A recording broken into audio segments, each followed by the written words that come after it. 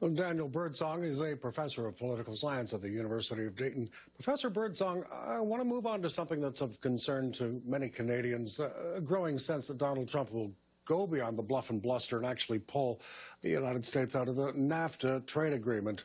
What do you think the likelihood is of that happening?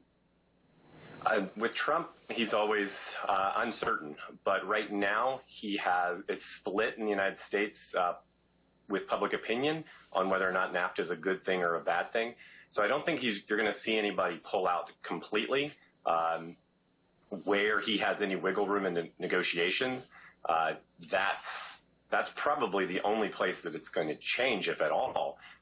You have Republicans and Democrats who think free trade is a good thing, a positive thing for the United States, an opportunity, economic opportunity for the United States.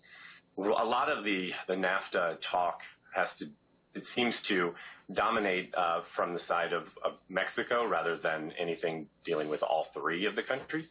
And so he doesn't have a lot of leeway here because he's going to run up against a Congress that, generally speaking, is in favor of free trade. Another Trump headline. Trump used social media, as you know, to announce that he was canceling his first official visit to London, England. He says it's because he's not a big fan, in his words, of the American Embassy's new location. With the healthy amount of anti-Trump sentiment in the United Kingdom, do you think it was his dim view of the embassy that caused him to drop his planned visit? How might that decision to cancel a trip to a key world ally affect his diplomatic goals? I think it really has to do with the protests, or the possibility of the protests. He's not a popular president outside the United States, and he's not a popular president within the United States, for that matter. But the partisans here, his Republican partisans, really seem to approve of what he's doing. I think it has more to do with an image he's trying to project of being more of not the typical kind of politician. He blamed the embassy move on the previous president, and that's been his go-to, is you blame on Obama and going to go past that.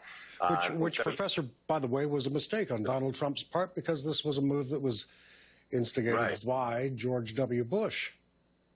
Exactly right. And this goes to his kind of his mantra, the narrative he wants to push is that, one, he's not a typical politician, and anything that Obama did, or we're going to say he did, we're going to try to reverse, or we're going to say it's a bad deal for the United States.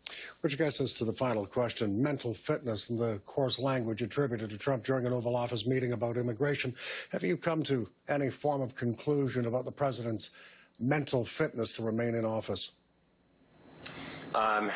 Not really. I think when I first heard of this story, it wasn't surprising that he would have used those terms. It seems like it's in his kind of in his wheelhouse, the brand he's still trying to project.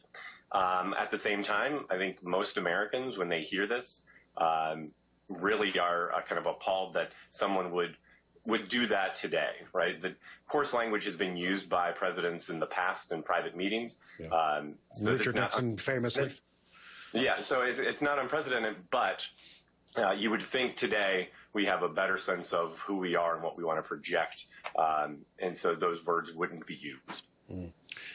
Daniel Birdsong, a political science professor at the University of Dayton. Professor, thanks a lot for speaking with us. My pleasure. Thank you.